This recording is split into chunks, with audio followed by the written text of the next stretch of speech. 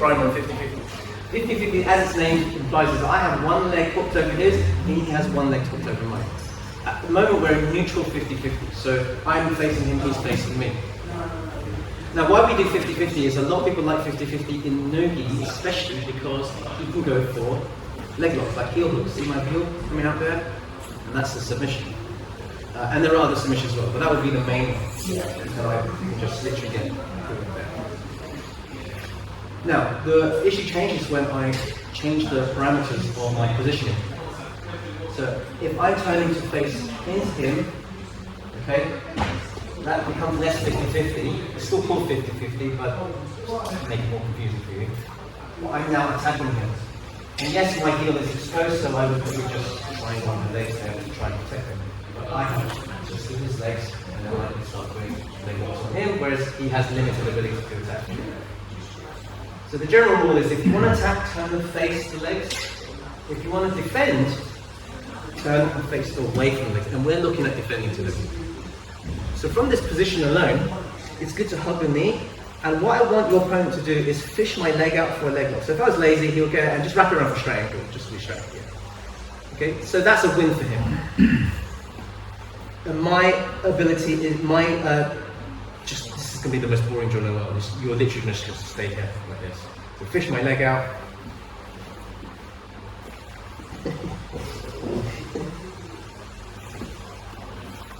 Yeah, that's it. The most boring, I don't even know why I recorded this. It's just going to be static footage of Jack going like that. But it's important you do this drill, because if you are in the leg locky position and you're going, and then you're just not really knowing what to do, and he just fishes for your leg, he's got you. And now you're thinking, oh shit, now I have to fight from already an entangled position. Whereas if you can defend and put that foot right by his hip line and turn the face knees outwards and cut hold of his knees so he's stacked against me. See, he wants to see what he did. Yeah, there will be some pummeling as well. Alright guys, 1, 2, 3, let's go. Okay, so look, we've ascertained that for me to defend effectively, it's good to turn my knee away, cut here, so that because for Jack to attack me, he wants to drop his knee down here. See how he kind of starts picking out at my feet and whatever, and then start attacking and whatever. There's the ability. So by doing that, it just stops his ability to drop his knee. And we're going to need this later on. Anyway, for now, with my heels protected, my knees pointing away, like this, we're going to stand up. And this is where we have to use some of our warm-ups, the technical stand-up. Americans like to say hip pose. And so from here, the first step is to go here, like this. And still, I'm facing away from him. And still, I don't want him to drop his knee, because then he can invert it and do sort of more fancy advanced leg lock stuff. But for now, just get into your system that you want to keep on that knee. And when I stand up, you don't want to stand up into the person. Because if I'm facing him, it's very easy for him to kick his leg and I fall down. And look, my leg falls up and he starts attacking it, and then you can just wrap him around, you're under threat and you have to start from scratch. So we have to stand up very, very carefully. On the knee, and I'm going to stand up with my hand up here, stand up here like this. Alright? So that's the first stage. This tripod position. Keep the legs triangle if you can. So I'm going to stand up here. It's still quite safe, but worst case scenario, you can at least do this. You just have to face it. Now from here, I'm going to release this, push it forward. Now we're here. This is great. There's not a lot I can do from here. Pushing over, stacking him, so similar sort of principles to what we did before. And then what we're going to do is we're going to change this grip to here. It's me already equals something. Alright. So after an hour of being stacked and stretched, I can understand the problem. I'll give you an alternative if you're worried about the problem. You shouldn't be worried about the problem, don't you, sir? Anyway. Protection. Yeah. Don't look down, try to look ahead, hips forward. Now I'm going to be gentle here. The nice version, step away. double unders.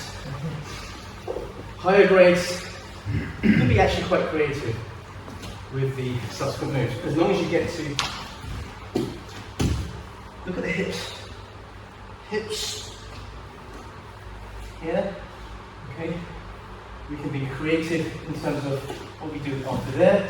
We do leg drags, double unders, single unders, or as we go over, in terms of the mechanism with which you finish. Happy with that? You want to see that? Are you okay? No. Any questions? No? Splitting the legs apart. Right, 1, 2, 3. A couple of issues I saw. I still think people are not committed to bending their knees outwards. You really have to face outwards. In fact, you can really exaggerate it so that I'm literally turning away from him. Okay, but as long as he doesn't start inverting underneath, you're good. And that's why this comes in. You can literally stand up, here, out, here. Look, I'm not even looking at Jack. I'm like way over here. The only time you need to start turning in slightly is when you hip forward. Now I want to see this. Break this apart. Now, a good question is, let's say he's already got my leg, he wraps around there. You can still do this technique, but I would, when you get to this stage where we're here, you can use the opportunity to dick your heel in by his hip. Because you can't really stop that. It's only when you're back here, with your legs are light, he can pull out and extend your leg and do what he likes to do. So as I come up, drag it here, and we can still do the technique. Here, like this. Now another thing you can do is, when you're in this stage, is hook on, that's it. Is that we can try and hand fight. Now, with my leg light, it's very hard to unclasp. As we do the same thing again, pick it up, like that. So now he's not unclasped anymore. Ideally, hold, but he can still hold onto his hand, it doesn't matter. Yeah. Right? I'm still turning away. I'm step across, and leg drag. It's easier in the gi. In the gi, you can really pull up like this. In no gi, the principle still works, but you have to be confident you've got a good grip and you're really lifting up. So he wraps around.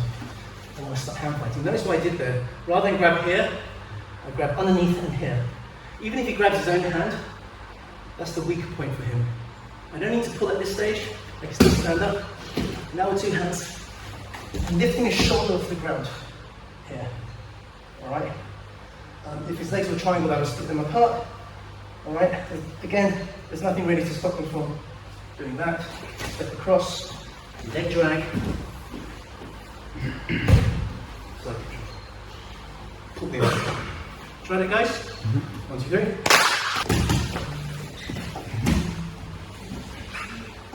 So I've turned to face away. I'm grabbing here. I'm doing a technical stand up. All right. And then this time I want to make this leg light. So I'm going to bring this knee in here and bring this one all the way back into the leg drag. Okay. How you keep his shoulders flat is up to you. When Ryan Hall was here, he suggested just doing this. Okay, but inevitably he will want to curl up in this position. You're going to have to fight for underhooks here, cross face. Now to finish this one off, you spread your weight forward. There's no way he's going to lock his legs because he's not pleasant for him. And then your choice of what to do. The simple one is just go around to the back there and then go to starting shot. Spin around so there's another version of this. You can see what I'm doing on the left side. So in this scenario, do everything that we talked about, facing away, tucking the knee, technical stand up. But this time I'm going to bring my knee to his hip here. Now watch what happens to this foot all the way here. And then we're here. Fight for the underhook here. His knee should be pointing away from me. And to finish this off, see how I'm sprawling but also squeezing and projecting forward here until my leg can come out. What did I want to say? Something important. Something important. I'll just do it again and if it goes to me, it goes to me.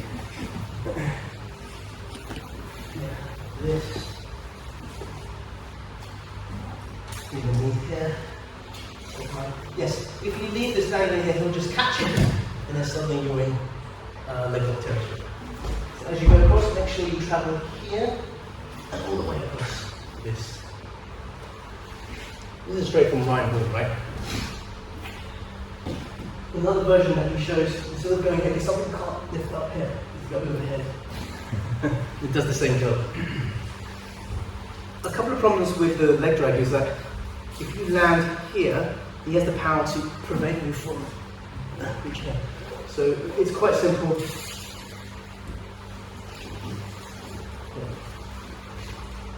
you want to go for more dramatic entries, you can go to now from there.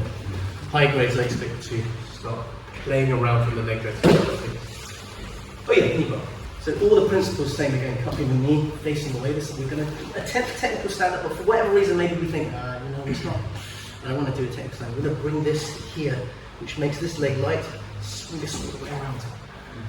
Now what I was saying before is if you just go for the crossface here, his thigh is still strong. All we have to do is lean out into the knee, the end of the lever. Fight from here. Now if you've got a really tough person and he locks his legs up, yeah. It's just a matter of spawning and it will unlock. Yes. You see any of that again? Or you're okay? Yeah? I play with that one, guys. Should we do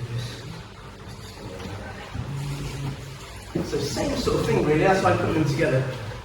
We got in this position here. But instead of doing this, we're going to spin around, spin around, and then there. Which you can play with it.